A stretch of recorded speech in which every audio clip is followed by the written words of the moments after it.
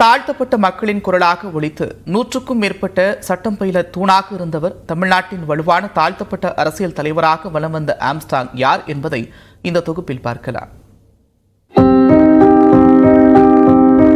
சென்னை பெரம்பூரை பூர்வீகமாக கொண்ட கிருஷ்ணன் என்பவரின் மகனான ஆம்ஸ்ட்ராங் பள்ளிக்கால முதலே அரசியலில் ஆர்வமுடையவராக இருந்துள்ளார். அவர் வசித்து வந்த பகுதி முழுவதும் திராவிடர் கழகத்தில் இருந்ததால் ஆம்ஸ்ட்ராங் சிறுவயதிலிருந்தே திராவிட இயக்க கொள்கைகளால் ஈர்க்கப்பட்டார். அதனால் இயல்பாகவே அரசியல் ஆர்வமும் இருந்தது.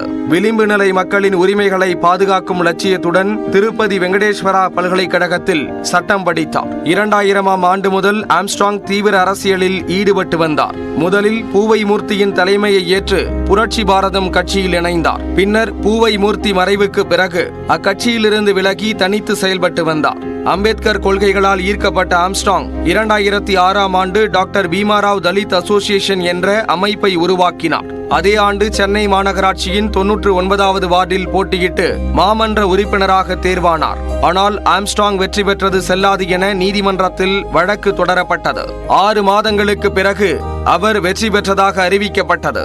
அப்போதுதான் ஆம்ஸ்ட்ராங் பிரபலமடைந்தார். 2007ஆம் ஆண்டில் மாயாவதியின் பகுஜன் சமாஜ் கட்சியில் இணைந்தார். இதனைத் தொடர்ந்து மாயாவதியை சென்னை அழைத்து வந்து அமைந்த கரையில் மாபெரும் பேரணி மற்றும் பொதுக்கூட்டம் நடத்தியதன் மூலம் அவர் மேலும் புகழ் பெற்றார். 2011 சட்டப்பேரவை தேர்தலில் கொளத்தூர் தொகுதியில் மு.க. ஸ்டாலினை எதிர்த்து போட்டியிட்டார். அந்த தேர்தலில் 4004 வாக்குகளை பெற்று அனைவரின் கவனத்தையும் பெற்றார். பகுஜன் சமாஜ் கட்சியின் மாநில தலைவராக தொடர்ந்து 17 ஆண்டுகள் இருந்து வந்தார். தமிழ்நாட்டில் சென்னை, திருவள்ளூர், காஞ்சிபுரம், செங்கல்பட்டு ஆகிய மாவட்டங்களில் பகுஜன் சமாஜ் கட்சிக்கென்று குறிப்பிட்ட செல்வாக்கை உருவாக்கியவர் ஆம்ஸ்ட்ராங். பல வழக்குகளை எதிர்கொண்ட ஆம்ஸ்ட்ராங் தன் மீது நிலுவையில் இருந்த பெரும்பாலான வழக்குகளில் இருந்து விடுவிக்கப்பட்டார். நீட் எதிர்ப்பு, தூய்மை பணியாளர்கள், தாழ்த்தப்பட்ட மக்களுக்கு ஆதரவான போராட்டங்களை ஆம்ஸ்ட்ராங் முன்னெடுத்தார்.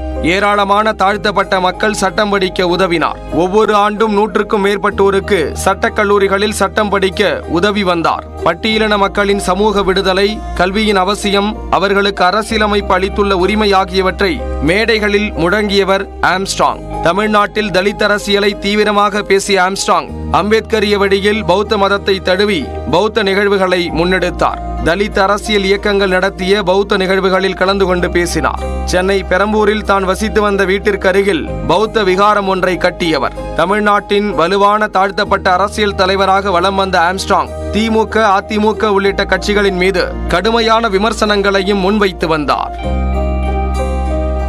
ஆம்ஸ்ட்ராங் படுகொலை செய்யப்பட்டதை கண்டித்து சென்னையில் சாலை மறியல் போராட்டத்தில் ஈடுபட்ட பகுஜன் சமாஜ் கட்சியினரை காவல்துறையினர் குண்டுகட்டாக கைது செய்திருக்கின்றனர். பகுஜன் சமாஜ் கட்சியின் மாநில தலைவரான ஆம்ஸ்ட்ராங் சென்னை பெரம்பலூரில் படுகொலை செய்யப்பட்ட சம்பவம் பெரும் அதிர்வலைகளை ஏற்படுத்தியிருக்கிறது. இந்த வழக்கில் சரணடைந்த 8 பேரை கைது செய்த போலீசார் கொலைக்கான காரணம் குறித்து தீவிர விசாரணை மேற்கொண்டு வருகின்றனர். இந்நிலையில் கொலை செய்யப்பட்ட ஆம்ஸ்ட்ராங் உடலுக்கு சென்னை ராஜீவ்காந்தி அரசு மருத்துவமனையில் பிரேத பரிசோதனை நடைபெற்றது. அப்போது ராஜீவ்காந்தி அரசு மருத்துவமனை முன்பு பகுஜன் சமாஜ் கட்சியினரும் ஆம்ஸ்ட்ராங்கின் ஆதரவாளர்களும் சாலை மறியல் போராட்டத்தில் ஈடுபட்டனர். இதனால் சென்ட்ரல் ரயில் நிலையம் எதிரே போக்குவரத்து பாதிக்கப்பட்டது. ஆம்ஸ்ட்ராங் கொலையில் தொடர்புடைய உண்மை குற்றவாளிகளை கைது செய்ய கோரி அவரது ஆதரவாளர்கள் முழக்கமிட்டனர். மேலும் ஆம்ஸ்ட்ராங்கின் உடலுக்கு இறுதி அஞ்சலி செலுத்த பொதுமக்கள் இடம் கோரி ஆதரவாளர்கள் போலீசாரிடம் வாக்குவாதத்தில் ஈடுபட்டனர். இதனால் ஆம்ஸ்ட்ராங் ஆதரவாளர்கள் காவல்துறைக்கு இடையே தள்ளுமுள்ளு ஏற்பட்டது. இதனைத் தொடர்ந்து சாலை மறியலில் ஈடுபட்ட ஆம்ஸ்ட்ராங்கின் ஆதரவாளர்களை போலீசார் குண்டுகட்டாக கைது செய்தனர்.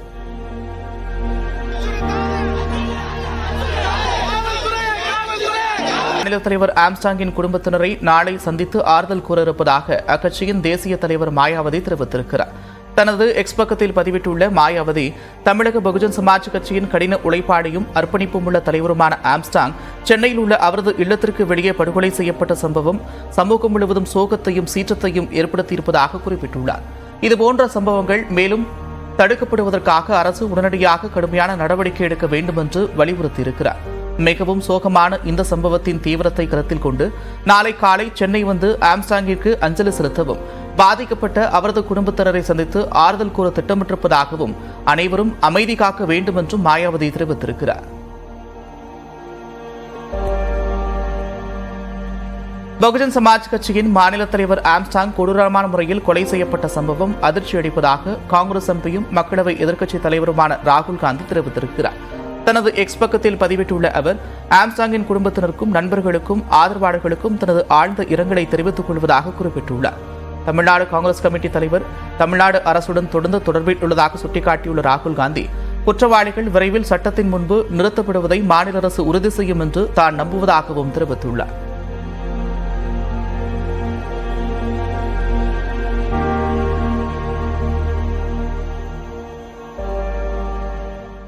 சென்னையில் பகுஜன் சமாஜ் கட்சியின் மாநில தலைவர் ஆம்ஸ்ட்ராங் படுகொலை செய்யப்பட்ட வழக்கில் பிரபல ரவுடி ஆற்காடு சுரேஷின் கூட்டாளிகள் 8 பேர் கைது செய்யப்பட்டிருக்கின்றனர்.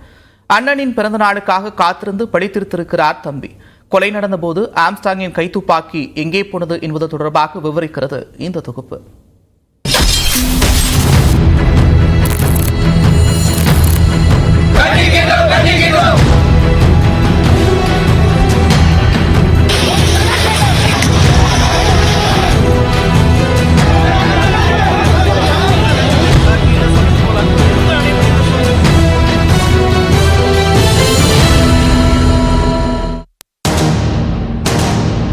வட சென்னையை ஸ்தம்பிக்க வைத்த ஆம்ஸ்ட்ராங் கொலை வழக்கின் முழு பின்னணி என்ன?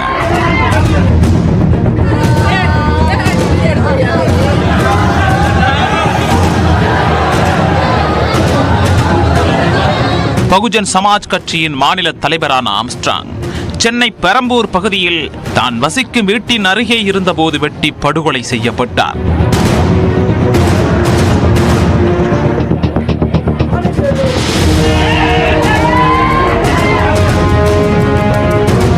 ஆம்ஸ்ட்ராங் கொலை செய்யப்பட்டது தொடர்பாக 8 பேர் சென்னை அண்ணா நகர் காவல் நிலையத்தில் சரணடைந்திருக்கின்றனர்.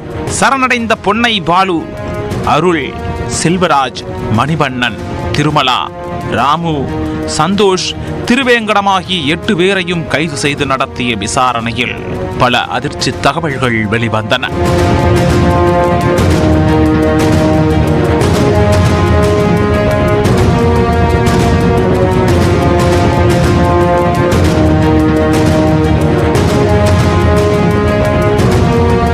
சரணடைந்த அனைவரும் பிரபல ரவுடி ஆற்காடு சுரேஷின் கூட்டாளிகள் என்பதும், அதில் பொன்னை பாலா என்பவர் ஆற்காடு சுரேஷின் சகோதரர் என்பதும் தெரிய வந்தது.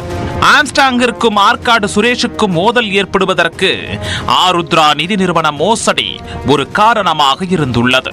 ஆருத்ரா நிதி நிறுவன மோசடியில் ஈடுபட்ட ராஜசேகர் முதலில் ஆம்ஸ்ட்ராங் கஸ்டடியில் இருந்திருக்கிறார். அப்போது மோசடி பணத்தை எடுத்து பாதிக்கப்பட்ட சில பேருக்கு கொடுக்குமாறு ஆம்ஸ்ட்ராங் கூறியதாக தெரிகிறது.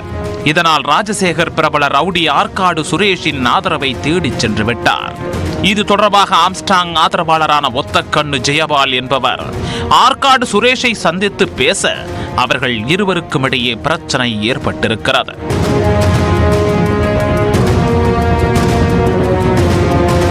ஆற்காடு சுரேஷ் அனைவரின் முன்னிலையிலும் ஒத்தக்கண்ணு ஜெயபாலை அசிங்கமாக பேசியிருக்கிறார். இதனால் ஆத்திரமடைந்த ஒத்தக்கண்ணு ஜெயபால் திட்டமிட்டு கடந்த ஆண்டு ஆகஸ்ட் 18ஆம் தேதி ஆற்காடு சுரேஷை வெட்டி கொலை செய்திருக்கிறார்.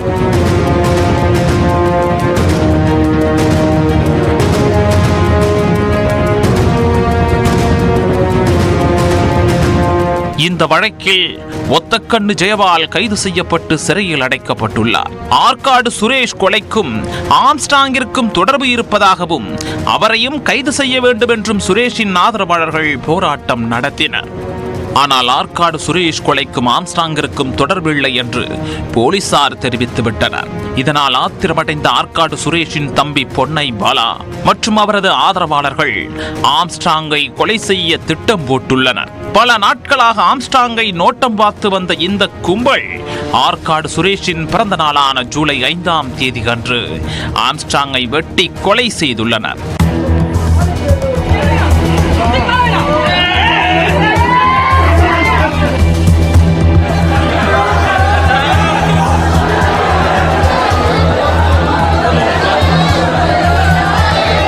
ஜொமாட்டோ ஊழியர்கள் போல உடையணிந்து இருசக்கர வாகனங்களில் வந்த 6 பேர் கொண்ட கும்பல் ஆம்ஸ்ட்ராங்கை அவரது வீட்டருகே வைத்து வெட்டி கொலை செய்துள்ளது. ஆம்ஸ்ட்ராங் எப்போதும் தனது பாதுகாப்பிற்காக ஒரு கை துப்பாக்கியை தன்னுடன் வைத்திருப்பாராம். ஆனால் சம்பவத்தன்று துப்பாக்கியை காரில் வைத்திருந்ததாக கூறப்படுகிறது. ஆம்ஸ்ட்ராங் புதிதாக கட்டி வரும் வீட்டின் அருகே வைத்து வெட்டப்படும் போது அவருடன் பெரம்பூரைச் சேர்ந்த வீரமணி, பாலாஜி ஆகியோரும் உடன் இருந்துள்ளனர். அவர்கள் இருவரும் கொலைகார கும்பலை தடுக்க முயல அவர்களுக்கும் பலத்த வெட்டு விழுந்திருக்கிறது.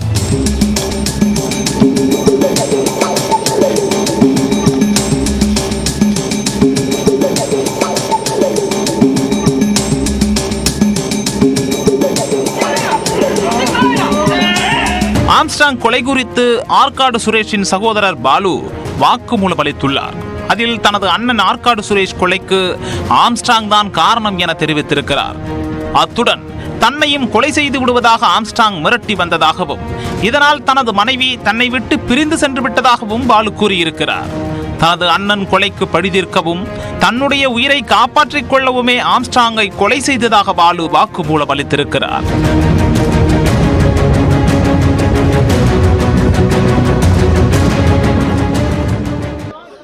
சென்னை ராஜீவ்காந்தி மருத்துவமனையில் வைக்கப்பட்டிருந்த ஆம்ஸ்ட்ராங் உடலை கண்டு விடுதலை சிறுத்தைகள் கட்சி தலைவர் திருமாவளவன் கண்ணீர் வடித்து அஞ்சலி செலுத்தினார்.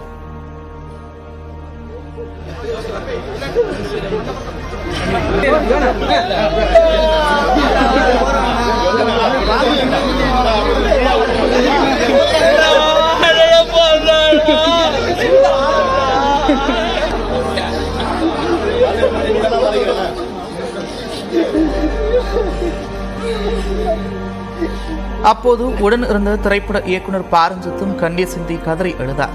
இதனை கண்ட திருமாவளவன், சிந்தனை செல்வன் ஆகியோர் பாரஞ்சித்தை ஆஸ்வாசப்படுத்தினர்.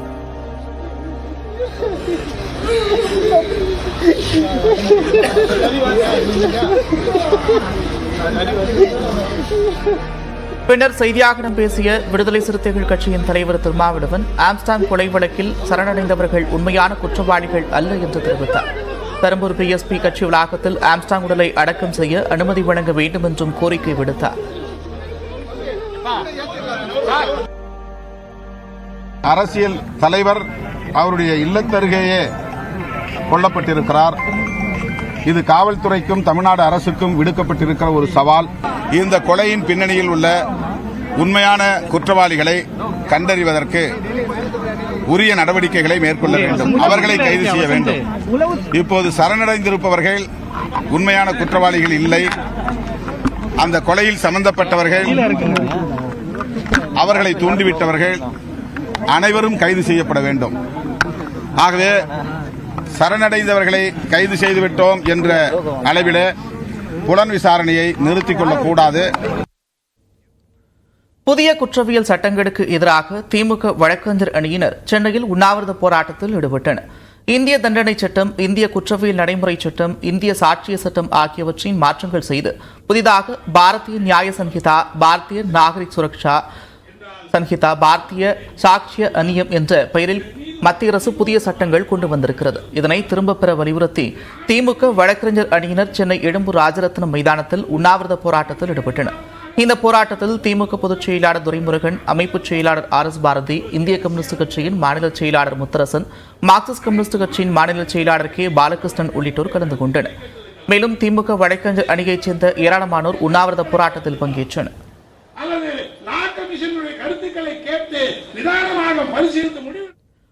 நியூஸ் 18 தமிழ்நாடு செய்தி எதிரொலியால் தென்காசி மாவட்டம் குற்றாலத்தில் படகு போக்குவரத்து தொடங்கப்பட்டதை சுற்றுலா பயணிகள் வரவேற்றிருக்கின்றனர். குற்றாலத்தில் சீசன் காலகட்டங்களில் ஆண்டுதோறும் அங்குள்ள படகு குழாமில் படகு சவாரி மற்றும் சாரல் திருவிழா வெகு விமர்சையாக நடத்தப்படுவது வழக்கம். ஆனால் இந்த ஆண்டு சீசன் தொடங்கியும் குற்றாலத்தில் படகு சவாரியும் சாரல் விழாவும் தொடங்காமல் இருந்தது. இதுகுறித்து நியூஸ் 18 தமிழ்நாடு தொலைக்காட்சியில் செய்தி வெளியிடப்பட்டது. இதன் எதிரொலியாக இன்று படகு போக்குவரத்தை மாவட்ட ஆட்சியர் கமல் கிஷோர் கொடியசைத்து தொடங்கி வைத்தார். தொடர்ந்து ஆட்சியர், சட்டமன்ற உறுப்பினர் மற்றும் நாடாளுமன்ற உறுப்பினர்கள் படகில் பயணித்து மகிழ்ச்சியடைந்தனர். இதேபோல சுற்றுலா பயணிகளும் படகில் பயணித்து மகிழ்ச்சியடைந்து வருகின்றனர்.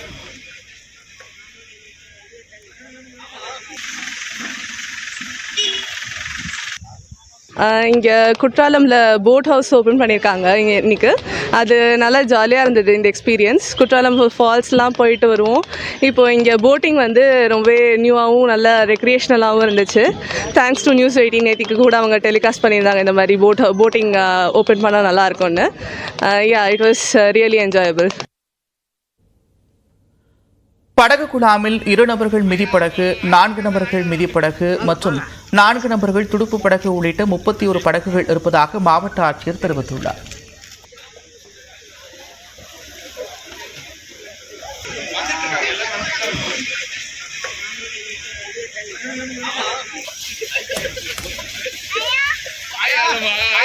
आया